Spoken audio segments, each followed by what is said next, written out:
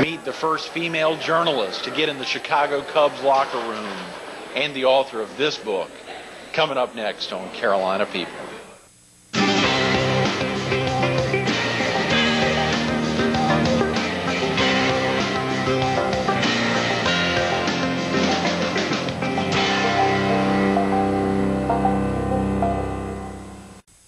Good morning. Welcome to Carolina People. This morning we're at the Myrtle Beach Marriott Resort at Grand Dunes. We're focused on an author and a columnist, Ronda Rich. Good morning, Ronda. Good morning, Greg. Thank you so much for getting in. Thank you. It's so exciting to think we're visiting with an author. Just last Thursday, Mickey Spillane was with us. I know, I'm not in that category. Oh, come on. I'm not in that you category. Heard him say that. 250 million, no. I know. Yeah, you heard him say it. He's a writer, not an author. Said writers make money, authors work at it. That's good. That's good. I've been fortunate. I've made good money at this, so I can't complain. Yes, that's right. Now, you've got 2 books out. You've got a new column in the Myrtle Beach Herald, and hopefully it'll be popping up in some other community papers in the PD in southeastern North Carolina, but you're around everywhere. I know it. You can't get rid of me. I love community newspapers. I'm so excited to be doing this column, and I'm so happy for it to be in the Myrtle Beach paper.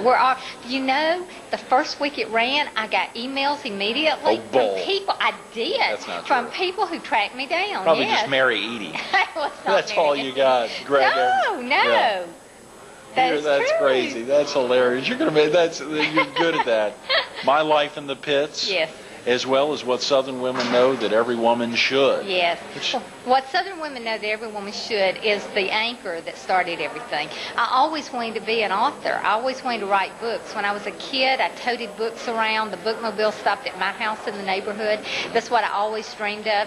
And one day an agent in New York called me and said, I have a great idea for a book. Let's write a book about Southern women and tell them how to be just like you are.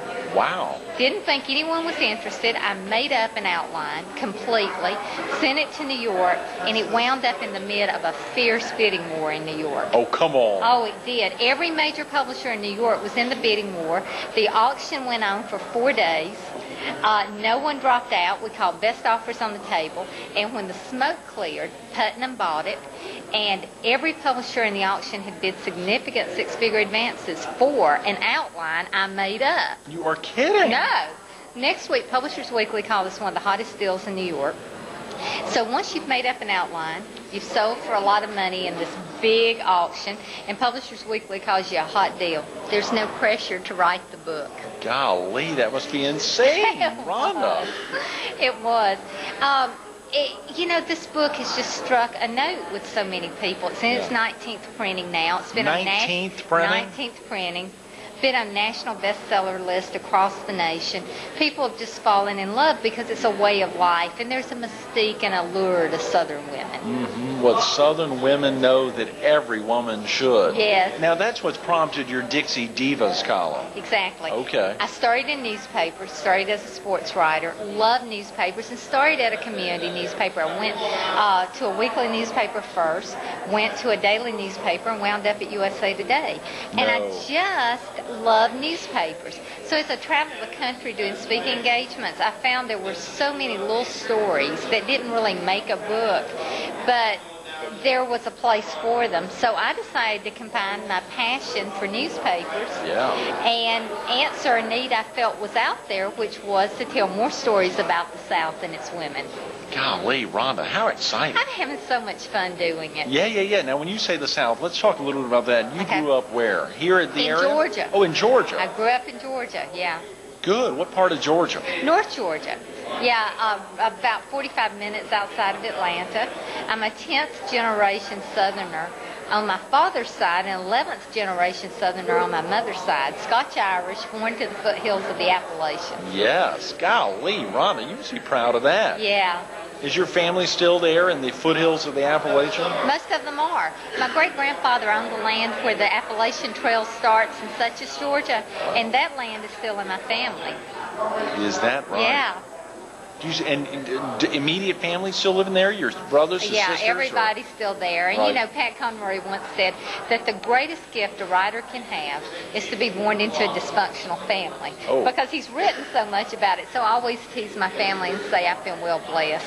Oh, my God. They're loving you. I know it. I tell stories about them all the time. And my sister will always tell people when we're out, be careful what you say. She will write it. Yeah, and that's people right. will know it. Oh, no, Rhonda. Now, you've got brothers and sisters or just sisters? I have one brother and two sisters. Right. Where are they? One sister's in Nashville, and then my sister and brother are near where I live in Gainesville. Mm-hmm. It's Gainesville, Georgia. Georgia, yeah, Right. not Florida. So don't write me. No, Florida. of course. No, Georgia is definitely the South. Are your parents still living, Rhonda? My father passed away 5 years ago. Oh, and, you know, and Southern fathers, the South is very much a matriarchal society. You know, The I South love is a it. Oh, I matriarch? think so. Really? I think What is so. a Yeah. patriarch? Women rule, and you guys just don't know it. Oh, my God, you're kidding. Women rule? I get so tickled when I travel the United States because of the Southern Baptist thing, you know, submissive women, and they'll say, now, are you Southern women, you Baptist women? Yeah. Are you submissive? I said, yeah, right. There's no submission in being No a Southern submission, woman. No submission. Golly, well, Well, see, we do Yeah. it so well that even you thought you were in charge. that's good thinking. Hey, Rhonda, man, I think you're right. No wonder my poor father's been in trouble all I these know years. it. That's right. Wow, that's amazing. Well, that's good. That's good to think about. And that really helped enable you to put pen to paper and turn out a Right. success. 19th printing. Now, what does that mean? Does that mean every quarter, every half year, Well, every time year, there's or just demand every? for Right. it. I mean, every time they run out of copies, they go back to press and print. And you know, it's funny because New York told me from the very beginning, this book is going to be on the back list for a long time. And the back list in publishing means a book that's not on the current release catalog, that's in a catalog for that season. Mm-hmm. It then steps to the back. And they said this book's going to be out there for years and years. They just knew it. And I thought it was so interesting. I tell the story that my agent wanted me to come to New York and meet all the publishers that were interested in buying the book. Mm-hmm. And I got a little bit nervous, and I said, well, could we make these meetings with men? Because these New York women are probably going to throw me out on Fifth Avenue. Oh. And he said, that's a great idea. And I'll get right on it. And he did a great job because when I got to New York, I had meetings with 17 people and 15 were women. Wow. New York women. And they all said, we are so intrigued by the women of the South, Yeah. by their allure, by their power, how they majestically handle things. And a young editor over at Time Warner said, now what I really want to know is how you women tell people off and get away with it like Yeah. you do. Yeah, I yeah. want to be able to do that. No. So we added a chapter to the book based on that, and it's called Sweet as Vinegar Pie. Sweet as vinegar pie. Yeah, because see, that's how Southern women do it. Vinegar pie was a delicacy of the South in the late 1800s and early 1900s. Mm-hmm. It has only a tablespoon of vinegar, but it has a cup and a half of sugar. Mm. So that's how Southern women do it. We give you 2 compliments, we slide in the criticism, and we wrap it up with a compliment. Golly, that's heavy, Ron. I think I've been duped over I think and you over and have. over. But don't be reading this book, okay? Because men do not need to read this book. Of course, if you tell men that, they run out and Yeah, read of it. cour's. So Yeah. that's a good sales mechanism, Rhonda. Yes. Don't read this book. That Southern thing going You on there again. Guys will do the opposite always. Yeah. Whenever a woman encourages them not to do something, they'll do it. Now, that's not just Southern men. I mean, that's men in general. That's men in general, yeah. What is this thing when you talk about New York women? I mean, what was that expectation that they were going to be tougher than Southern women, or they were going to throw you out on the street? Well, I think it's not just with New York women. I think it's with women from any region would be offended saying, you know something that you think we need to know. I mean, because I think I would feel that way if there was a book out there that said something similar. But the largest of the South is renowned. People are swept away with the graciousness and the hospitality of the South. And I think that the one thing that this book says that women were so hungry to hear is that it's okay to be feminine. That you can be feminine, and you can work in a man's world. And I very much did it. I was a sports writer. I, worked in sports writing when there were no women in press boxes. I always tell a story. I'm the first woman in the Chicago Cubs locker room. Is that right? You're Yeah. the first woman in the Chicago Cubs. I only did it one time, and I had to go into the locker room one night to get a story that I was about to miss on deadline. So the Cubs management had a meeting and conferred to see if I should come in, and they came and got me. I was kind of hoping they would not come and get me, but they did. So it was quite an experience. It's quite an experience when a young girl sees her first bear cub. Her first bear cub. Yeah. I'm sure. I'm sure. Now, did they have to make an effort to cover themselves, or were they Well, just wide they open? weren't. I think that Or they had fun with you, already told the guys Right. that I was coming in. But one of the Cubs, who's very famous, and I won't mention him, he didn't know I was coming in, so he was standing there completely Butt that. naked. And I was trying to look over at the wall. Yeah. And not look, because, people always ask this question. I don't think that women belong in men's locker rooms, and I don't think that men belong in women's locker Oh, rooms. come on. Yeah. For all the years that I covered professional sports, I covered pro baseball, football, racing, which of course was no problem because there were no locker rooms in racing. I always worked out a great agreement. I waited in a weightlifting ring. I waited outside the door. I waited. Now, it was harder for me because the guys were in there and out with their quotes immediately. Right. And I would end up spending another hour. But I felt that was the appropriate thing to do. And, I can remember some of the athletes were so great about coming and giving me plenty of time because I waited. But I was in a locker room one night. In the weightlifting room of the Atlanta Braves, waiting, and they were covering they were playing the Dodgers, and that was when that rivalry was very fierce, and there was a lot of bad blood between the Dodgers and the Braves. And an LA female television sportscaster came bolting in to the weightlifting ring and made this big scene about, I'm going in there, the amendment of the Constitution. This is a woman. Says I can do this. And she made such a scene that she got thrown out completely. So I always felt like there was a great way to compromise. I always felt like that I could do the job as a sports writer or in a man's world as when I worked in NASCAR racing and never sacrificed my femininity. And I think that was a message of the book that women were so hungry to hear, that you can work and you don't have to give up your femininity. Now that's another book, though, My Life in the Pits. My Life in the Pits. Is that right? When was that penned? Last year. Came out with come HarperCollins. on. Just came out? Yeah, just came out. And we've had great success with that book. The New York Times called it one of the greatest sports books ever written. Really? And definitely the best ever written on racing. And that meant a lot to me. And Paul Harvey talked about it one day on the air, and I love Paul Harvey. I grew up listening to him. Yeah. And for him to go on the air and say he had read my book and how much he loved it meant the world to me. In fact, I wrote him and said, could you send me a copy of that tape? Because Paul Harvey said my name. Yeah. Paul Harvey's a big radio broadcaster. Yes, for viewers who may exactly. not. Right. Golly, that's huge. Yeah, it's exciting. Now, what year was What Southern Women Know actually completed? Now, of course, it came out in hardcover in 1999. Okay, so it's been out about 5 years now. 5 years in October. Right. And I'm working on the sequel to it, which will be out in 2005. And do you think there could be a What Northern Women Know that every woman should? Well, of course there could. Anything is possible. Do you know anyone who could possibly pen something like that? I mean, did someone ever talk to you about, I think there's a book that needs to be written about what Northern women know. Well, I think that they have taken the platform of television more than books. I think that Sex and the City on HBO was a great example of New York happening women that showed the rest of the world that genre and how that kind of life is lived. So, look what a huge success that show has been. Absolutely. It has been a huge success. And you think that's the example that's provided. That's a very good point. That's a very good point. I hadn't thought about that. 1984, you won a AP Sports Award for writing. Am I correct? Yes. You were the first woman to win an AP... win their top sports writing award. Yeah, quite an honor. Yeah.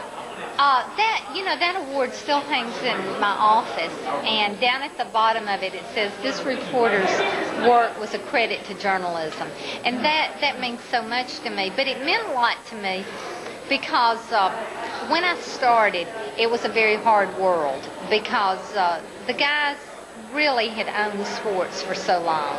Sports writers, sports information directors, athletes, and it was their sacred ground.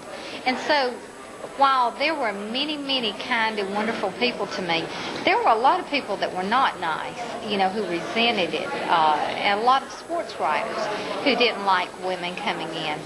And it meant a lot to me to put the kind of quality work out there that could beat them. Mm-hmm. That meant a lot because it wasn't just fluff. It wasn't just putting a woman out there. And I had a lot of success in sports writing field, and I think that it was because I wrote sports where women could read it and understand it. Mm-hmm. And that's very difficult because most sports pages, when they're written by guys, can be very complex. It's almost like a secret coded language sometimes that's very hard for non-sports fans, and it can be guys, but for non-sports fans to understand that language. Mm-hmm. But it was important that, guys could still enjoy your writing. They saw a female point of view. In fact, so I just wrote a column about this, that people would ask me what was the difference in how you wrote sports and covered it in men. And I always say the difference was that the men normally saw the heroics of the sport and I saw the heart. Huh. I saw something completely different that, if there was a game-winning touchdown that was, made by someone who intercepts and runs it back 80 yards, they saw the heroics in that, but I looked deeper and I saw that young man's life. Wow. And I saw maybe that he had come from, as in the case of Bo Jackson when he was at Auburn, he had come from a very sad, difficult life, very low-end housing income. Right. And Bo Jackson was able to triumph and come out of that. So they would see his athletic talent, but I saw where he came from and who he was. So as if one was more cut and dried and the other is but on sports pages, that expository, do sports readers care that much? You know what? You can get the sports score anywhere. Mm-hmm. You can hear it on CNN, you can see it going across the crawler, you can see it anywhere, and that's the basics. Mm-hmm. But I think to really get people to read more, especially in the newspaper business today, because generations are tended not to read newspapers and like they used to, that it's important to do the feature angle, to strike at the emotions of people so that they care enough to really want to read it. Mm-hmm. Mm-hmm. Ron, I saw a quote off of your website. It may have been you writing. I'm not sure who penned it. I sometimes joke that I've spent my career fighting to prove that I was not too young, not too inexperienced, not too prissy, not too pretty, and not too Southern to get the job done. That's a lot packed in there. Break that down a little bit. A lot of discriminations. Well, they're always... it's funny because we look at discrimination today a lot of times with skin color. But there's gender discrimination. There are all kinds of discriminations that are out there. And when I started as a sports writer, because I am a very feminine woman, the sports writers would go, you need to act more like a sports writer. You need to wear jeans and sweatshirts, and you need to fit in. Yeah. Because high heels and skirts are not going to fit in this. And I thought about that because it was very important to me to succeed. But in the end, I couldn't compromise who I was, because who I was high heels and skirts. And the funny thing about that is that when I started covering NASCAR, I always would go prancing into this greasy garage with high heels and skirts on. And to this day, if you ask any of those guys who knew me back then when I first came along, they will always say the one thing they remembered about me was my high heels. Huh. In fact, Richard Childress, who owned Dale Earnhardt's race team, they won 6 championships together. Childress wrote the foreword to My Life in the Pits, and he wrote about that. He wrote about the first time he saw me, hardly any women in NASCAR at that time. You just didn't see women. There are dozens of them now, but you didn't see them now. And he wrote about the first time that he saw me standing in this sea of dirty, greasy mechanics in high heels and a skirt. But you know what? It's also a great tactic. I didn't mean it to be a tactic, but it turned out to be a great tactic because it makes you stand out in the crowd. Yeah, good point. People recognize you more. That's exactly right. That's a very good point. I hadn't thought about that.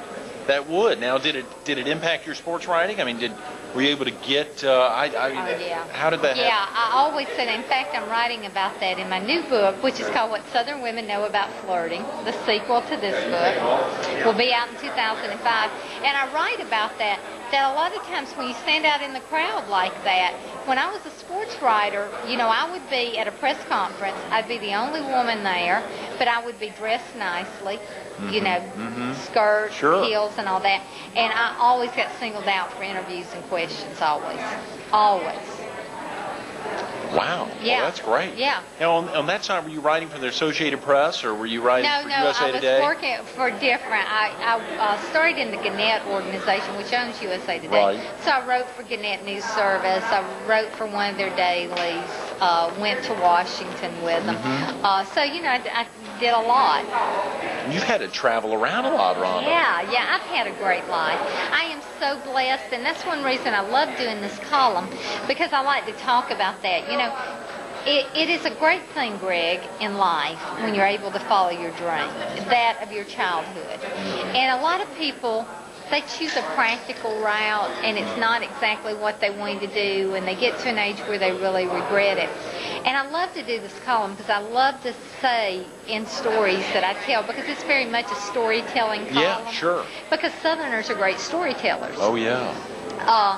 I think it's just important to encourage people to go after their passions in life, what they truly love to do. And that's why I'm back at newspaper. Newspaper is a passion for me. It's a tremendous passion. And the success that we've already met with this column has been tremendous. I'm sure. Now, how long has the column been? About 6 months. Is that right? Yeah. Golly. And my goal was, it's very difficult to syndicate a newspaper column. And so I went to mentors in the newspaper business that I had known over the years and asked for their help. And they told me to syndicate it myself in different things. And so my goal was to have 6 newspapers by the end of the year. When I started it, and the first column ran the 1st of August, I had 12 newspapers in 12 weeks. In fact, to the point that I had to stop it until I got my delivery system down pat. So readers have just responded tremendously to it because it celebrates who we are. And for women who live in the South, they love that celebration. And for women who moved to the South, they moved here because they like the South. Oh, yeah. So they want to know more about our culture and who we are and to understand us better. And you talked about Southerners being good storytellers. We got about 3 or 4 minutes, Ronda. But that aspect of, why do you think Southerners are good storytellers? Well, I think that it comes from who our ancestors were. Many of us are Scotch-Irish or Scotch and Irish or English. Right. The Scotch-Irish are tremendous storytellers. I heard Nicky Spillane talking about that. Last week. His father, an Irish bartender, they tell stories. Southerners, in the Bible, many of the stories are illustrated through parables, and that made it very easy for us to understand what Jesus taught as he did. And Southerners have always illustrated through storytelling. And the Scotch-Irish, when they came to this country, many of them indentured servants, usually just brought over, dropped off in Maine and wandering down through the Appalachians. They brought with them 3 trades from their homeland that's been passed down through generations: fiddle playing, whiskey making, and storytelling. Wow. And it's an art in the South. I mean, let me tell you, when we Southerners tell story, we give you all kinds of descriptions, and we start, the simplest story that can be told in 60 seconds takes 10 minutes to tell. Yeah, that's right. And people outside the South, they give you the facts, and then it is over, because that's the way they talk. They just don't elaborate like we do. But Southerners have a love for language, both written and spoken. I think you're right, Ronda. I think you're right. It's amazing to think about that. It does take a little longer. for a Southerner to tell a story. Oh, absolutely. Absolutely. In fact, I heard my brother-in-law say to my mother the other day, she started a story, and he looked at her and he said, now, just so you'll know, it's 5 o'clock and I've got to be at church at 7. Because he knew that story was going to take a while. Now, each week, Rhonda, how are you able to pen something concise when you really need hours to tell it? I mean, how are you able to get something short for newspapers? That's been hard, but my training at USA Today has come in very handy at that. Because USA Today had to train journalists how to write short and concise. And there were some little tricks that they taught us along the way that has helped.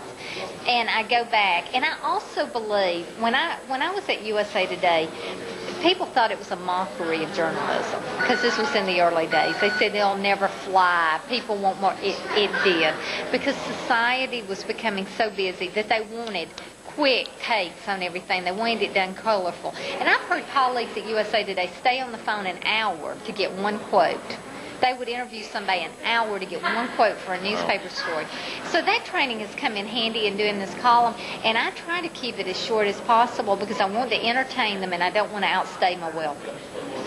You heard her say it. It's amazing. Almost 20 years ago to receive that first place AP Sports Writers Award in that little language right at the bottom, those handful of words. This reporter's work is a credit to journalism.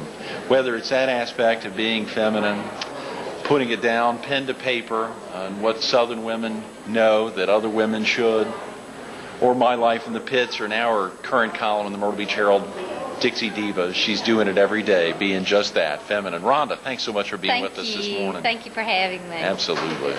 Stay tuned to more Carolina People coming up next.